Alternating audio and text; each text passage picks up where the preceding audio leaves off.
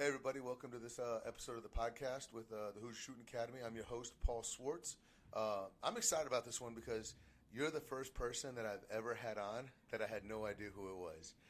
And so the reason we're here talking, and this is Callaghan, and we're talking, he's just saying some really good things that I'm like, okay, we got to get mic'd up, we got to hit record, we got to say some stuff. So we met probably 2 hours ago, if that, maybe an hour ago. Yeah. And he just started saying some stuff. And so without that, this is Callaghan. I would like you to introduce yourself. Tell people where you were born, your basketball experience, your coaching experience. Just walk us through who you are. Awesome. So, my name's Callaghan, or you can call me Cal. I grew up in Melbourne, Australia. So basically, started playing basketball there around the age of 10. Kind of got into playing like high level or serious basketball around the age of like 14, 15, in like the representative league in Australia. And by the time I was 17, 18, I was like, man, like I really love this. Can I ask you a question real quick? Yeah, of course. Let's dig into this a little bit because I'm a little curious.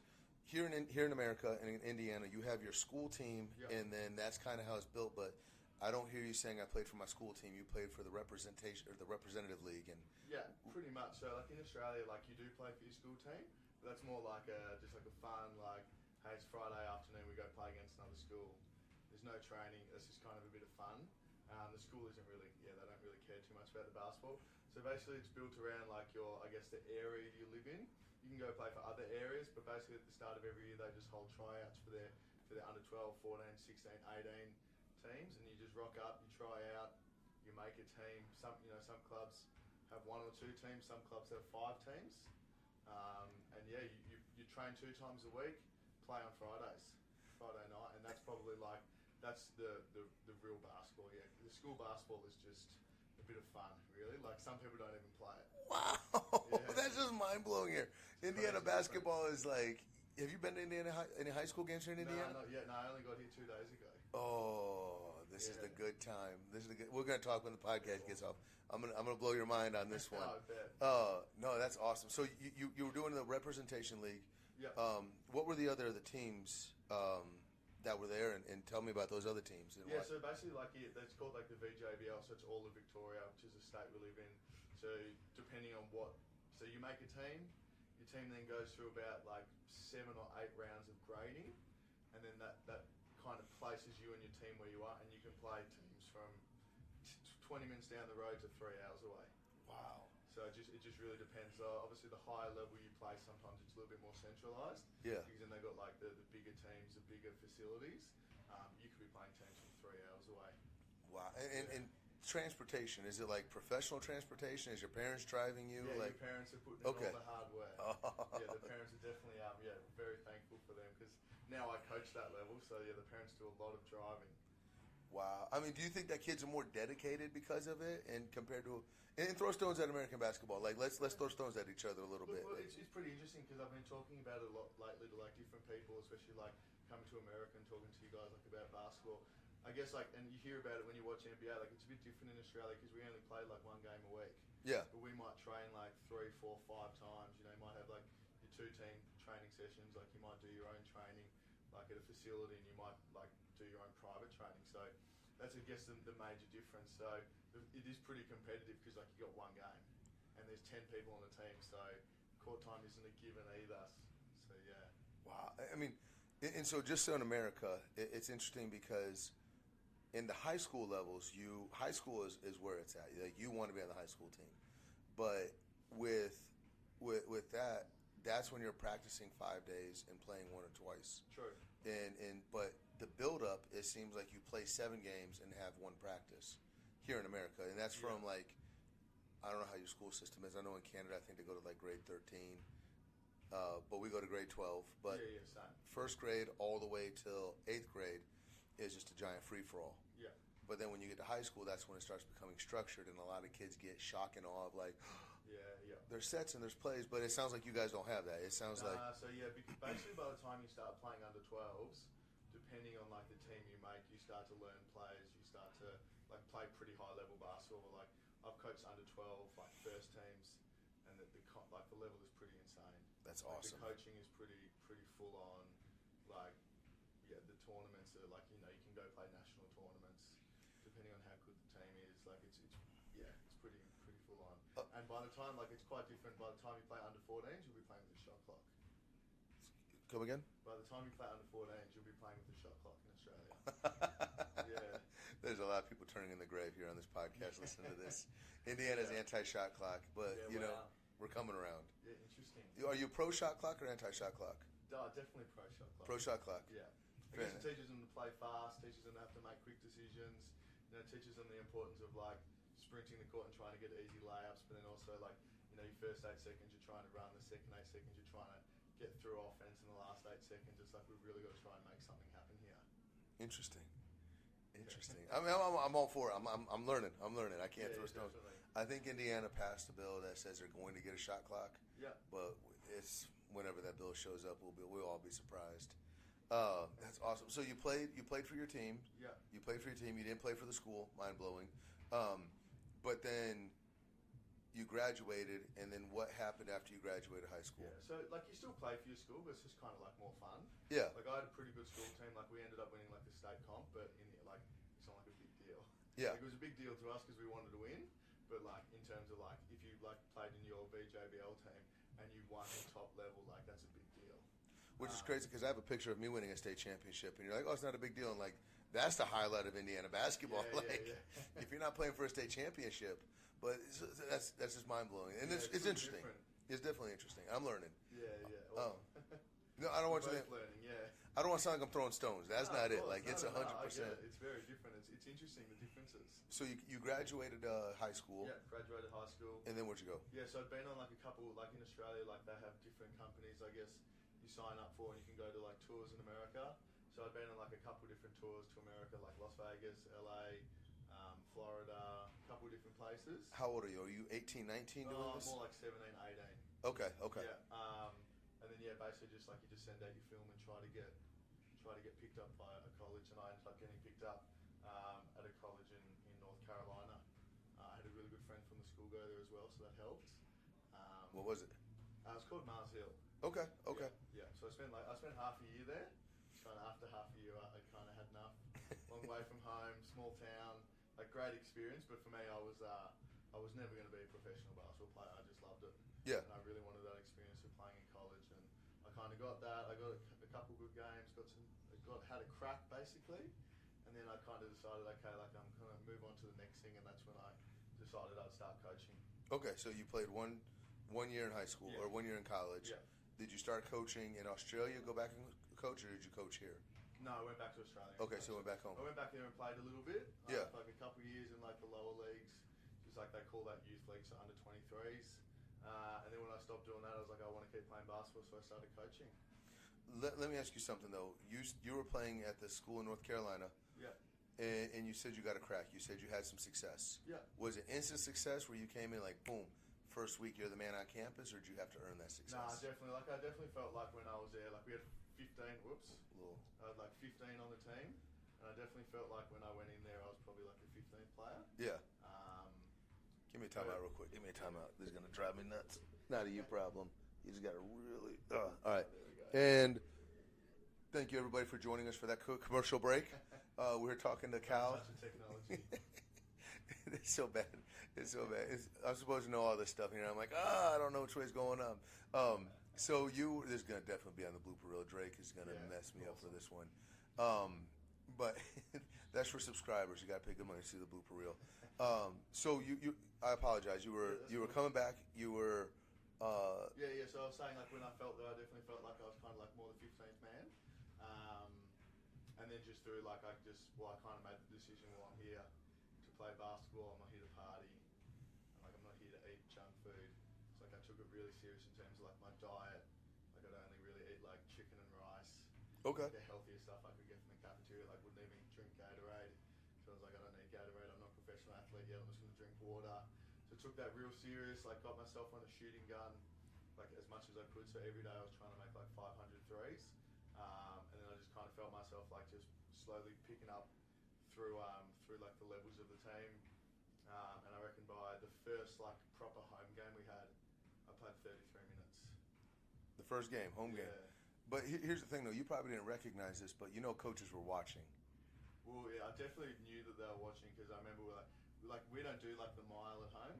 Like that's not a thing like with Australian basketball. Like that was the main thing when I came over here. Like the fitness we did in pre-season was like insane. Like I still say like that was like my biggest achievement.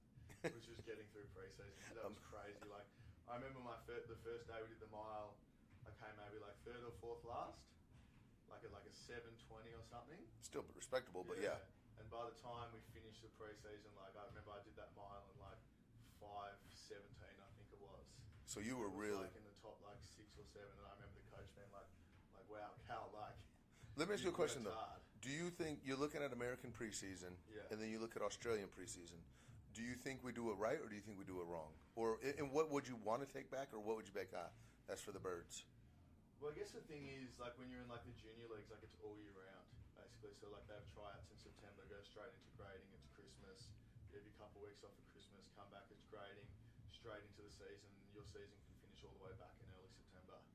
So, like, it's not like there's a pre-season where you can just spend, like, 6 to 8 weeks just, like, working your butts off, just, like, sprinting. Yeah. If you play in the higher leagues, like, which I played a little bit of, you do play more just, like, 6 months of the year, but then it's pretty much like, well, how fit do you come back? Determine like your fitness and your overall success. That's your job, is to come back fit. Pretty much, yeah. And what do people do? Well, I guess you got full-time jobs. You know, you go to uni, like you play for like your local club team, and like you're gonna play at a pretty high level. So it kind of just depends on you how fit you come back, really. So it just comes down to your own personal like motivation and goals, really, at that stage. So for me, what I hear you say though, and there is no wrong answer. I'm just in America though. You kind of notice that it's coach led. Yeah. Coaches and parents like, come on, run, Yeah. get yourself in shape. But over there in Australia, it's like you take care of you. It's got to be more player led. Yeah, especially when you get into the older levels, definitely. Like, you know, unless you're like hiring a coach to do that, like, then you're also paying them. Yeah. At the same time, you're paying them to tell you to go run. Like, you probably have that sort of motivation yourself if you want to play. That makes sense. Otherwise, someone else is going to work harder than they're going to play. It's interesting you say that because for me, I struggle. I work well with the kids that work well like if you're a hard worker, I get along with you. Yeah. I struggle with the kids that have their parents dragging them in and say, come on. Yeah. And so it makes perfect sense of what you're saying of, well, I could go, I'm not going to pay you to tell me to run, I'll go run myself. Totally, and the thing is, like if you're playing in like the junior competition, like say like at the level I coach, we'll train like 2 times a week, but then they'll be part of like the state development program, so they'll be training another 2 times a week, and then there's already 4 days out of the 5, and then they got a game on Friday, and then some of them might play like a lower level club, so they might have another game and another training, and then some of them might also then go do like private training or go shoot by themselves. So it's quite easy. It's like where you're going to get, like we were talking before, like the full court stuff, having a half court or a full court. Some of them probably were doing like 7 training sessions a week. That makes sense. That makes sense. Wow. So it's like at some stage, like you can't, like there's only so much running you can do. Like, because then, I've got kids in my team who are managing like borderline stress fractures in their back and, borderline like stress fractures in their tibia, all that kind of stuff. They're doing so much already. Wow. It's not even other sports. It's just all basketball. All basketball. Do you know what specializing is?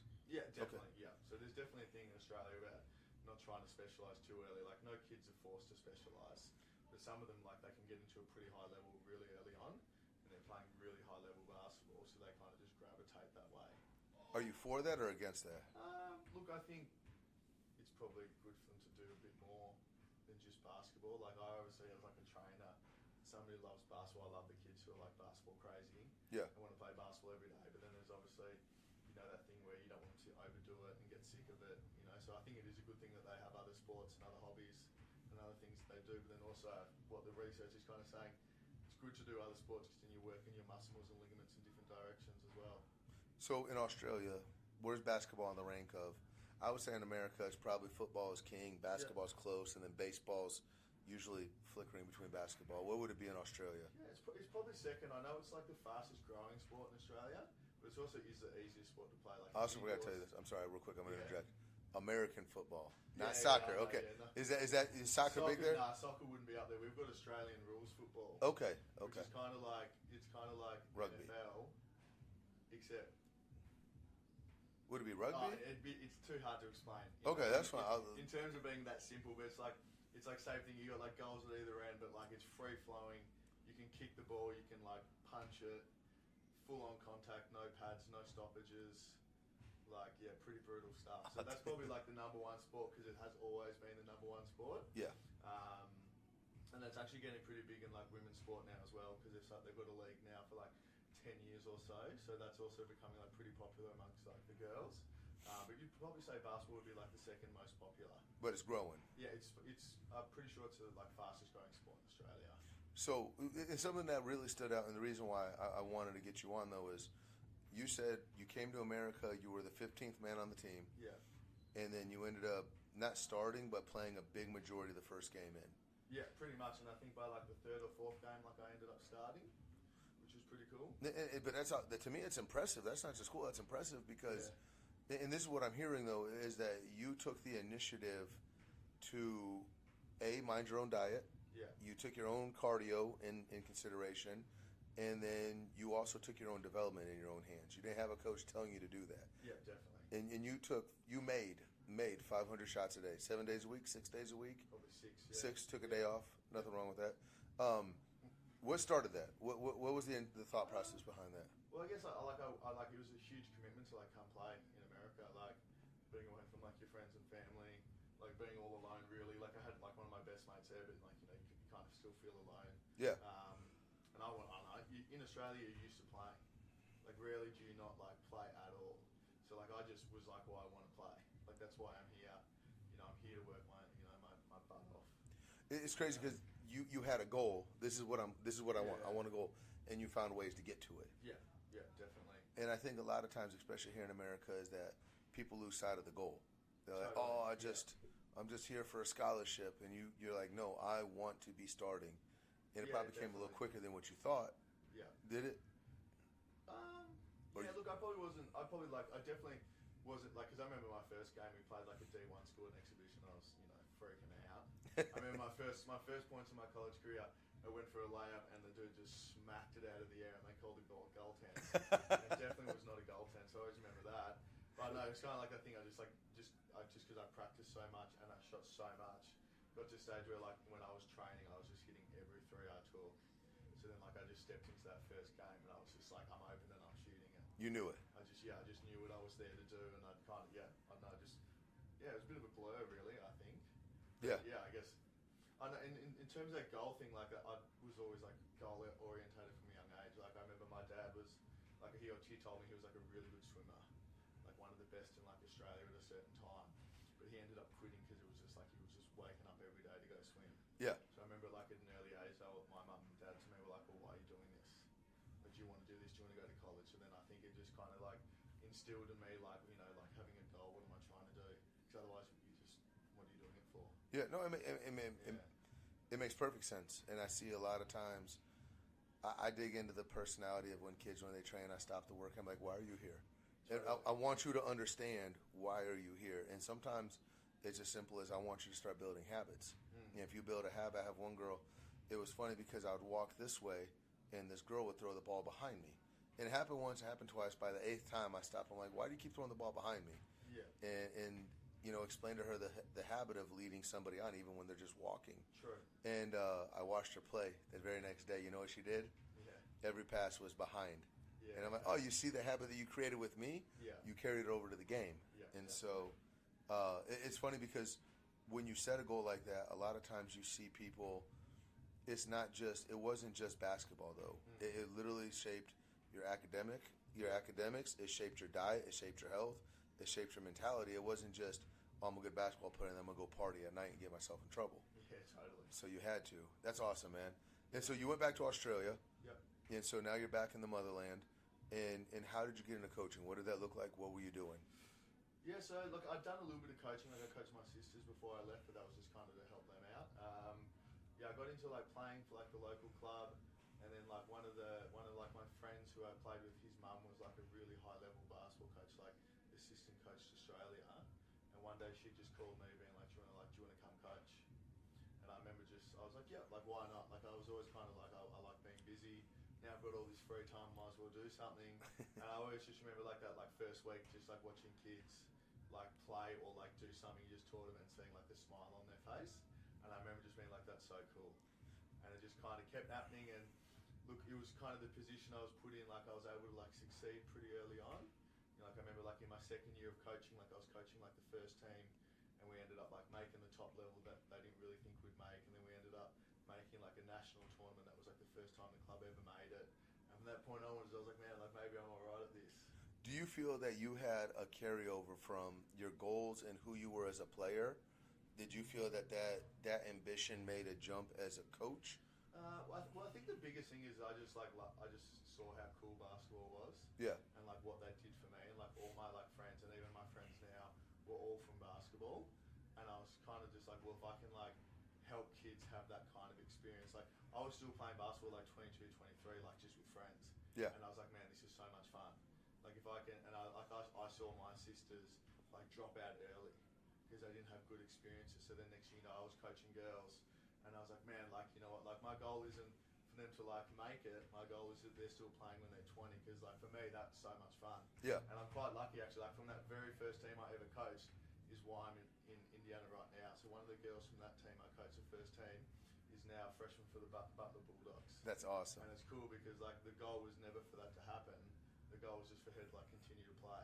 Have fun. Yeah. It's interesting here. I don't know if this happens in Australia, but I notice a lot of pressure on kids. There's a lot of tension, like you have to do well. And I it's a loaded question that I ask everybody. Yeah. And I say, if you were working out with me, I say, hey, what's important to you? And so let's say this. You win by 5, really tough game. Yeah. You don't score a single point.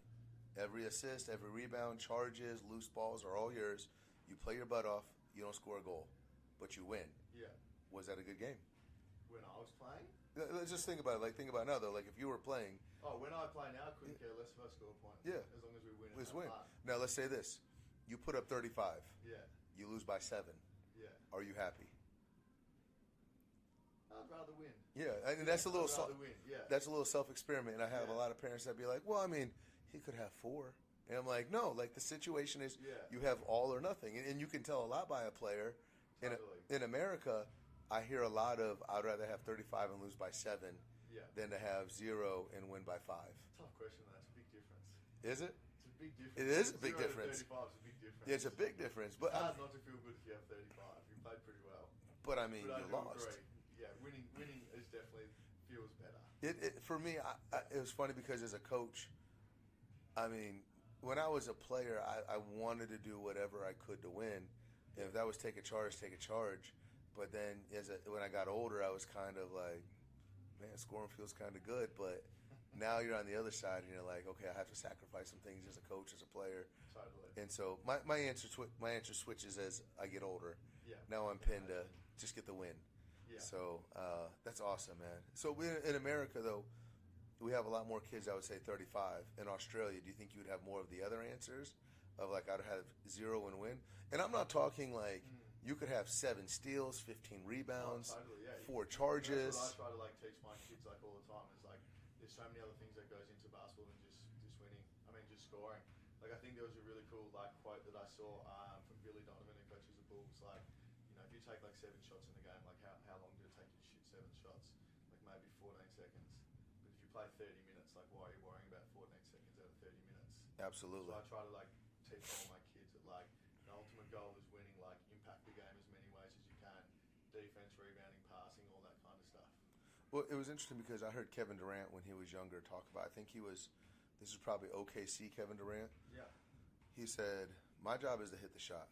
I have 2 guys that are in charge of setting screens. I have guys that are in charge of rebounding, guys that are in charge of passing. Like, if you throw a good pass, you set a good screen. If you have a good deflection, like a good what I want to say, where you get the guy to guard you. Yeah. If everyone does their job, my job is to hit the shot. Like, but my job isn't more important than the guy that set the screen. Yeah, if I get a bad pass, like everybody has their job, and Yeah. going back to Billy Donovan, if you pout because you missed a shot, well, guess what? You got 14 other jobs on offense. You got to rebound. You got to know the sets. You got to keep your big man in check. Which I don't know about you in Australia, but here in America, you always got to keep the big in check. You always got to remind the big, like, hey, you're still playing. That's awesome, man. So so this is your first time in America? Second time? No, I've been like four or five times now. Yeah, I was lucky enough to be able to go on like 2 or 3 different tours, and then had the one stint in North Carolina now. I think it's like the 5th time. That's awesome. First time in Indiana though, and I tell you what, it's cold. For the record, I wasn't ready for the cold. it was 8 degrees this morning for those people that are listening out there. So you went from Australia. Oh, it was crazy. But the snow looks pretty. Snow Look, it is kind of cool because it doesn't snow where I am. You have to go up to like the hills. Yeah. For it to like get into the snow, and then you're like going there for a trip. So it's pretty cool just to be in an area where like there's just snow all around. What is a big culture shock as far as basketball goes from Australia to America that you may have picked up?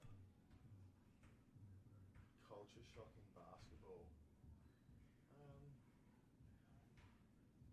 Honestly, I can't really remember when I played what the culture shock was. I think just hearing like what goes on, like from all like the stuff I listen to, it's more of just like maybe like the free flowing game in Australia, but also like how there's like it's kind of like all about read and react and kind of offense. Yeah. Where like all 5 players have to be able to like read, react, make a decision, make a play, and shoot it. I don't know if that's the same here at the moment, but yeah.